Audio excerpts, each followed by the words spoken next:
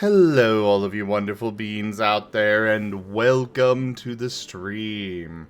I am Razim, and this is Recolors of the Lost Pathfinder, Episode 28, The City's Inescapable Truths.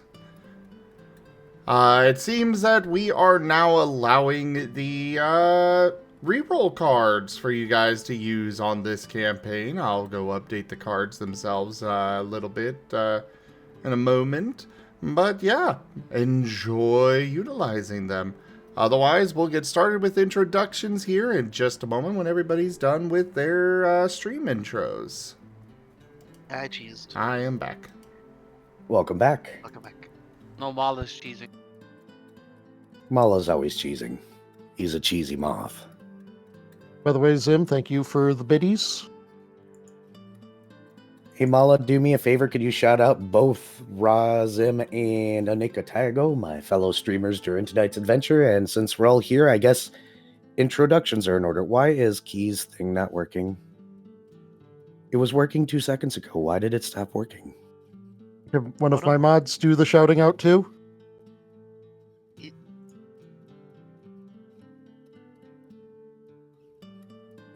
Oh, I'll fix this on the fly. While I'm fixing this on the fly, hello, I'm Drunk Dragonair. I'm going to be your lovely GM for tonight, here to cause chaos, or in this case, maybe just a quiet evening with tea.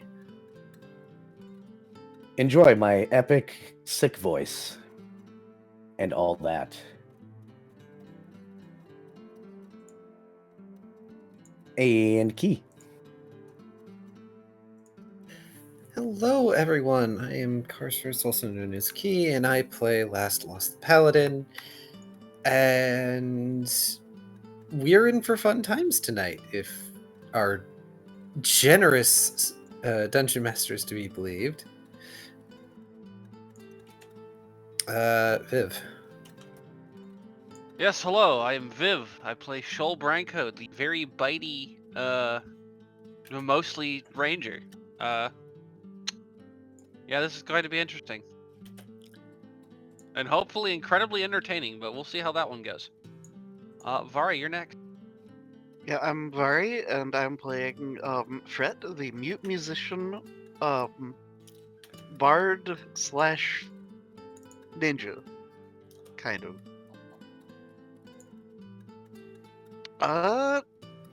Dr. Volt, your turn. Hello, my name is Oneko Taigo. I am half demon, half cat, all friend. That is not my character in game. I am playing Dr. Volt, the magitechified human artificer who is German and a scientist. And yeah.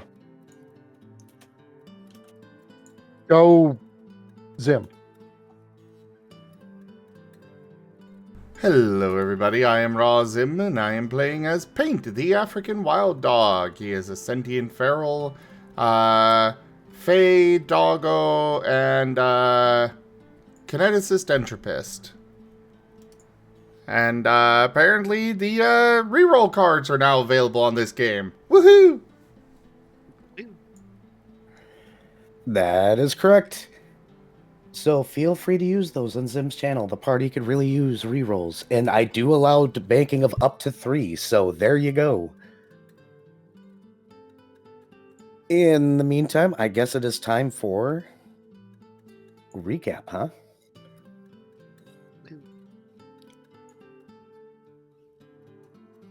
It has been a hot minute. All Yuki. Why is your thing completely broken? Like everywhere? Oh, I dear. don't know. It really is broken. Look at that. Wow. Even Darren is absent. I can see him. Oh no, not this on it. doesn't bode well. I'll fix it. I just gotta figure out why StreamKit decided it's not working. Because life as a VTuber is being scuffed. Because you aren't a Well- real streamer unless you're having technical difficulties live. Well, while Era figures that out, time for a recap. Last time was session 27. Better late than never. Fragment Not Found make their way through what accounts as customs, the prank war between Fret and the gnome continuing, and begin releasing the 30 souls they acquired to the proper authorities. This leaves Arson's soul, which is still in its jar. Tapping Fret's shoulder, Last gestures for the jar in his possession. Once the paladin has the soul jar, he pops it open, pouring the radioactive green contents on the ground. At first the goop oozes and coalesces before forming up into a naked and very unmechanized version of Arson. Fragment do their best to explain to Arson his new situation, which he seems to be surprisingly unfazed by in its strangeness. He's even convinced to leave his body with Volt, but with the caveat that he gets his augments back at some point. Volt definitely did not have a very German smile on his face, as he was basically given permission to poke at a mechalich body. Before he goes with a cough, Soul Chaperones, Arson requests a particular obsidian gemstone from the Recallers, as it was the first of his collection, and his favorite. Last rummages through his bag, picking out a silver sheen obsidian sphere from the collection of gemstones, handing it over. After all, Arson had given much aid to them. It's the least he can do. Just as Arson is leaving, Shoal stops him, saying he'll come find Arson after his acclimation is finished so they can do a thing. The cat shark has plans, it seems.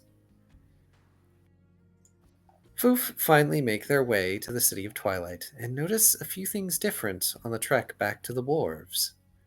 There are guards, as in real guards, placed outside and upon the walls. Traveling the streets, while they notice people still carrying weapons at their hips, the tension in the air is much lighter than it has been of late. In fact, previously avoided areas have begun to get populated again. At Tooth's Bar, there's a sign outside that says there's not a bar fight in a few days, marking some things returning to normal. Inside, the team are greeted by Captain Tooth, who asks how things went on their first D-rank mission.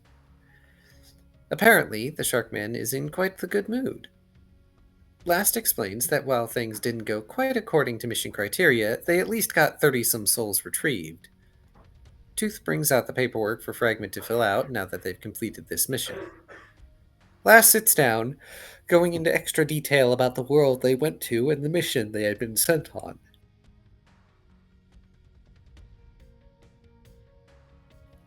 Every detail, down to the factions and organizations they encountered, as well as the customs they observed and needed to participate in.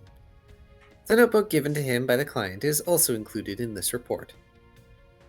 Tooth also gives Last a certificate noting that Dextrol has officially been issued his rank up, which will happen as soon as Erebane can be located, since Erebane does that. While Last makes his report, the others hang around the bar for now, Fret having a few drinks while he waits. At some point, Tooth informs Shoal that Betty is out of the hospital now, causing Last to suggest the cat shark go wish her well. Shoal expresses an amount of concern at this idea since it's Betty, but as long as it's only Fret joining him, he doesn't mind company in visiting the dangerous woman. Paint sadly looks after Shoal, feeling bad he couldn't help Dex, and now he can't help Shoal with Betty. Or is at least prevented from helping with Betty. Finishing up his paperwork, Last crouches down to hug the sulking wild dog, consoling him and asking if he'd like something baked for him. Paint nods, sighing sadly as he gets up to follow his charge to the bakery. Meanwhile, Dr. Volt is giddily going to his laboratory to poke at things he shouldn't and learn many new things about the morbid technology acquired via Arson's body. Last and Paint make it back to Echo's kindness, and thankfully it is completely repaired from the explosion. Even the smell from the blast is gone.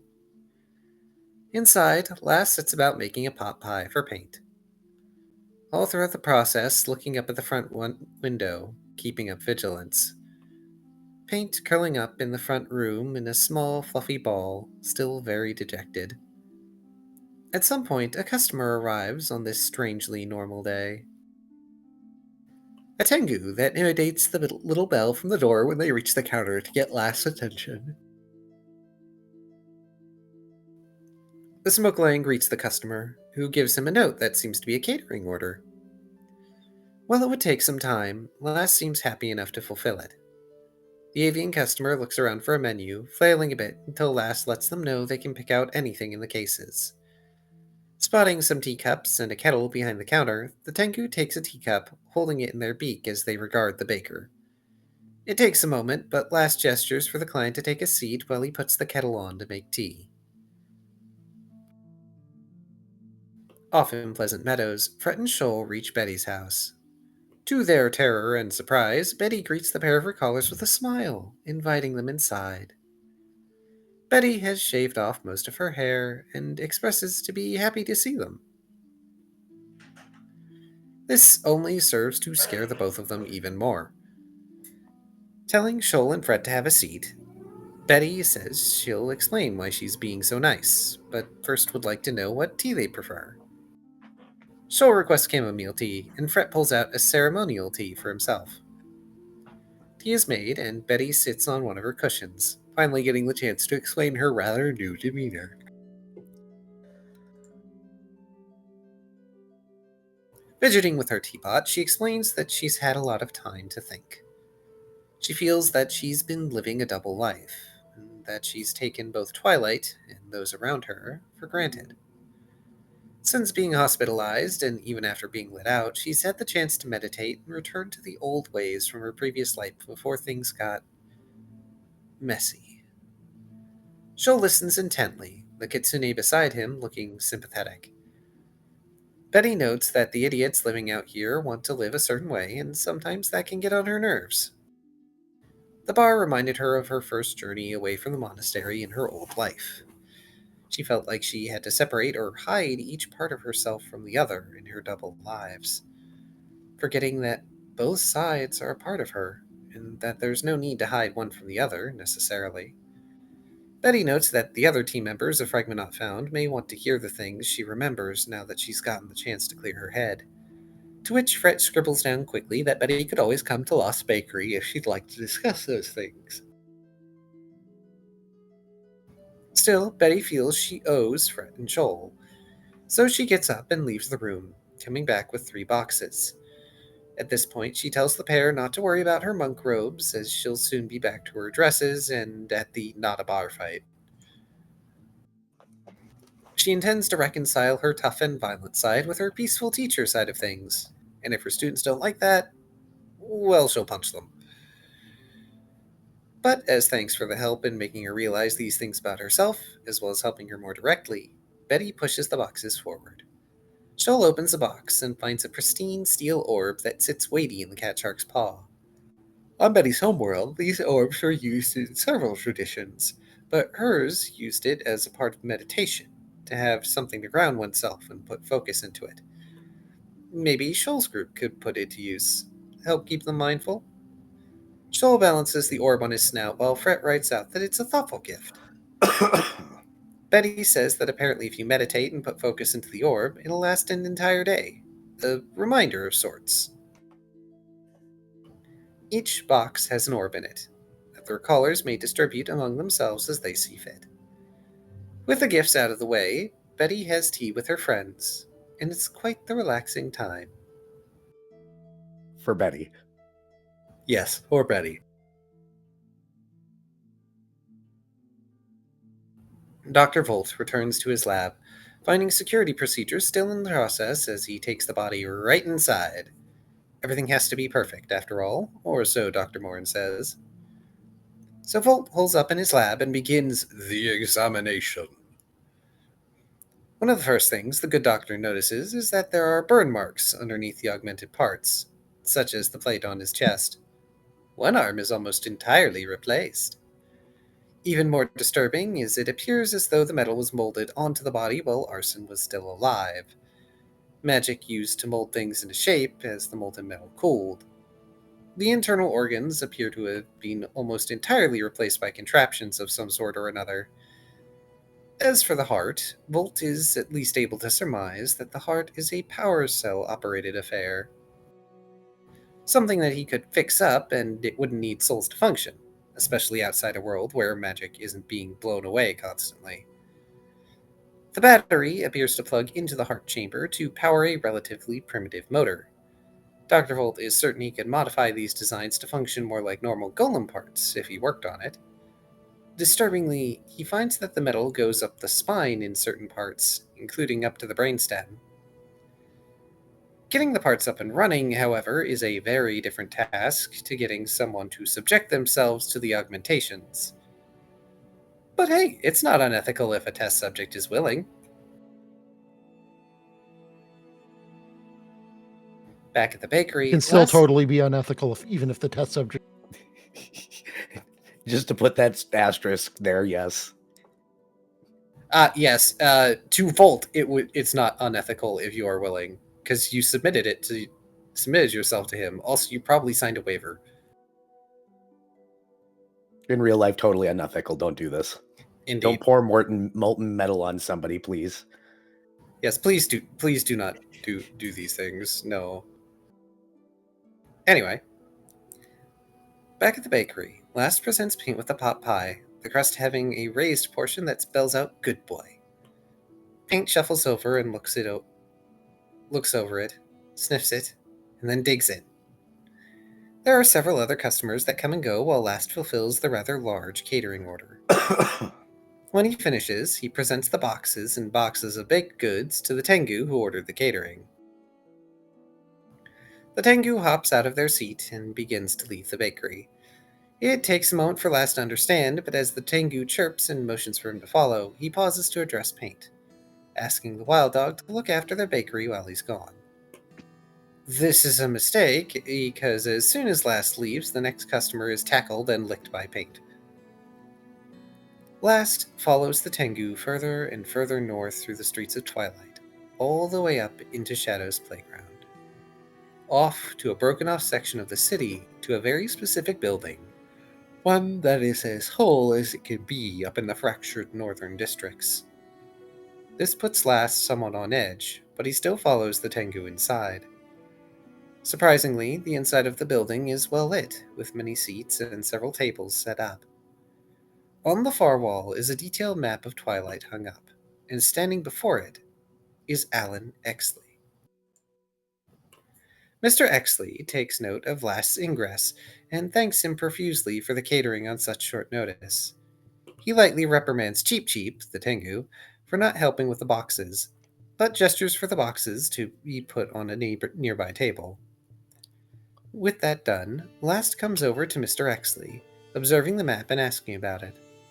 He assumes that the catering is because Alan is performing a rally of some sort, when he is asked if he knew why it was needed. It's true, Alan wanted to talk to citizens about his ideals for the future of Twilight and the districts, and indeed wants the people of Shadow's playground to be represented even if they don't feel they need it. After all, they're quite unhappy now that the games have been ended. Though for the map, Alan apparently found it in Arabane's palace once upon a time when he got lost trying to attend council meetings. Last notes that he expects Shadow's playground may have ill will toward him for his part in ending the games. Exley replies that some may, yes, and even says Last sounds like Arabane when the paladin speaks on the freedom and choice he represents, even if that is not understood. It's at this point Alan asks how Last prefers to be referred to. Last? Lost? Last lost? Does it even matter? There is a breath's moment, and Mr. Exley refers to Last by his old name, Halsareth. The last survivor stands before Alan Exley, demanding to know who he is to speak that name to him. Apologizing, the politician moves toward the prepared stage, saying if they were to be friends, he wanted to call Last by the name he prefers. Sighing, he mutters about how nobody came again. Bristling a bit less, Last remarks that Alan's efforts will bear fruit, given their persistence. And so Alan Exley makes a parting statement to the empty room on his hopes for the future of Twilight and the districts, hopes on ensuring equal representation of all districts and citizens of the city. Once he finishes, Exley leaves a bag of seals on the table and departs with Cheep Cheep, the Tengu grabbing up as many boxes as he can carry. Turning back to the detailed map, a map that looks like order imposed upon Twilight, Last mutters about how he lost the right to his old name long ago. Taking the map, Last rolls it up, taking it and the bag of seals with him as he leaves. Back with Fret and Shoal, they converse with Betty on when it would be best for her to visit the bakery the next day. Betty thinks on it and says that any time before or after roughly noon would be fine for her, if they can figure out a good time around those wide periods. They end up making Betty choose, and she picks 2 p.m. On finishing their tea, the recallers take their leave, waving goodbye to Betty on their way out. The frighteningly kind smile of the mighty woman being the last thing they see as she shuts the door. Dr. Volt is elbow deep in the guts of his patient when Dr. Morin pops his head into the lab. The avian scientist looks concerned, hoping the patient is under anesthetic, given that looks painful. Volt informs him that the patient is quite deceased. This piques Morin's excitement as he comes inside, not so subtly hoping that the body was acquired by legal means. It was, technically. But the pair admire the crude but fascinating technology that is part of the Mekalich body. Morin commenting here and there about the functions and purposes of the augmentations. When he can wrench his attention away from the corpse, he presents Volt with a file intended for Last. Morin asking Dr. Volt to see if Last would like to have more tests conducted on his physiology when he gets the chance, but otherwise is very excited to see what they can learn from their latest acquisition. Speaking of Last, he makes his way to Twilight Heights, walking the streets that toe the line between businesses and fancy places of residence.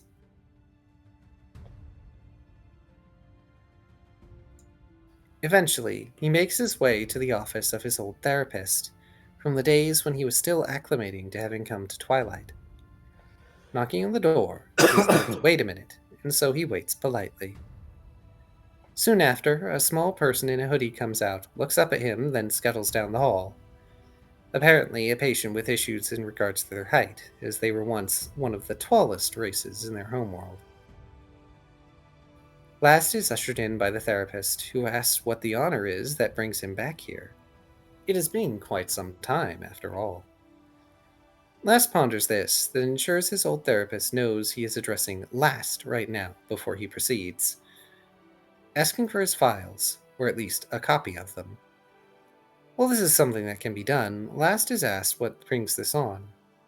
Speaking honestly, Last states he has someone in his care who is taking on the therapist profession, and is, in turn, functioning as a therapist to the Smoke Lion.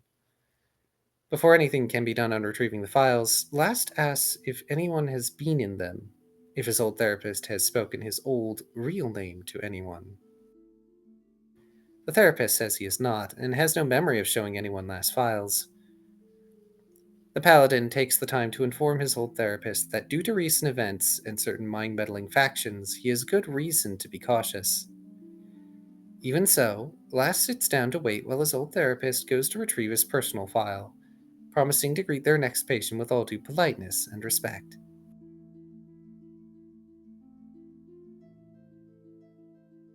Back at the bakery, Fret and Shoal make an entrance, barely getting to glimpse the mess it has become before Paint pounces Fret and begins licking the kitsune's face intensely. Fret flails and tries to block the lickings with his arms, but Paint doesn't stop until he finds the fox is satisfactorily soaked. The wild dog then sits back, tail wagging. Fret uses prestidigitation to clean himself up, and both he and Shoal get to see the chaos that has descended upon Echo's kindness. Paper towels strewn about, sweets and rolls on the floor, boxes a mess and somewhat half open. Shoal asks what the heck happened to the bakery to make it like this. Where the heck is Last? Paint sends images showing off Lost Doggo with boxes on his back following the Tengu that asked for the catering. Shoal remarks, catering, immediately understanding. Pulling out his sitar, Fret begins cleaning up the messes around the bakery while Paint Picto converses with them. Once things are sufficiently tidied up, Fret decides he would like to give Paint one of the meditation balls. With a grin, he holds out a hand to Shoal, who makes a face and actively attempts to refuse to give over one of the boxes. Fret increasingly squints and scrunches up his face until Shoal caves in, giving over one of the boxes. Pleased, the kitsune sets down the box before Paint, gesturing for him to open it. The wild dog sniffs at the box and noses at it, trying to use his teeth to no avail. Slightly exasperated, Frit gingerly opens the box, revealing the smooth metal ball within. Paint's eyes are glued to the metal ball, slowly growing wider. After a Well, few moments, he lunges in. Sticker party, sorry. Oh no. Apparently it's Christmas themed. It's now snowing in there. Brimble stickers. And all stickers are free over on Air's channel. Yep. While the sticker party's going. Yep. Oh no. You're getting stickered. Oh no, I am ahead of whatever sticker that is. I fixed it. Oh no. Why do you all do this? Why is all the music a jam on this website? I don't understand. I know, right? I don't even like Christmas music, and this is a jam. I haven't heard their Christmas one yet. It's a jam. Guys, complete my sticker party. I want to hear this. Okay, grief.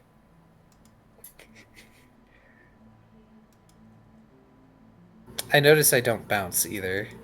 That's because you're broken right now, so you're a static image. When you're done with recap, I get to hit the little green arrow on Discord. Oh, you didn't.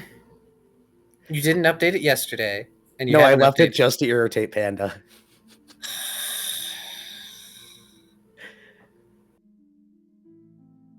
So help me, you. Lol. Right. I believe the sticker party's over. I think Okay. it's safe to start talking again. Did you two do that on purpose? What? Varien and Ido just slapping stickers and it was perfectly lined up. I absolutely that was not intended. Right. After a few moments, Paint lunges in and chomps on the ball hard, prancing about with it briefly before he lets it down, finding it not particularly chewable and such. Fred scribbles out, trying to get Paint to understand it's not a ball for chewing, it's for meditation. Pulling out his own ball, Paint sets it down between his forepaws, pairing the two balls with There it goes again. That's Zim's channel. Oh, Okay, so Sticker party. yep, sticker party.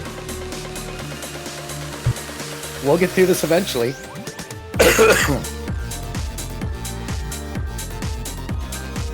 Holy crap, you weren't kidding. This is a bop. Told you.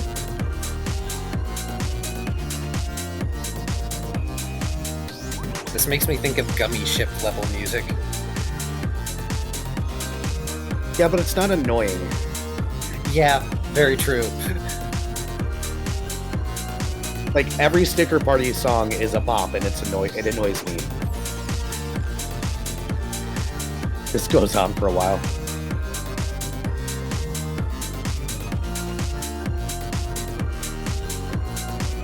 For my channel, enjoy Bop Round 2, I guess.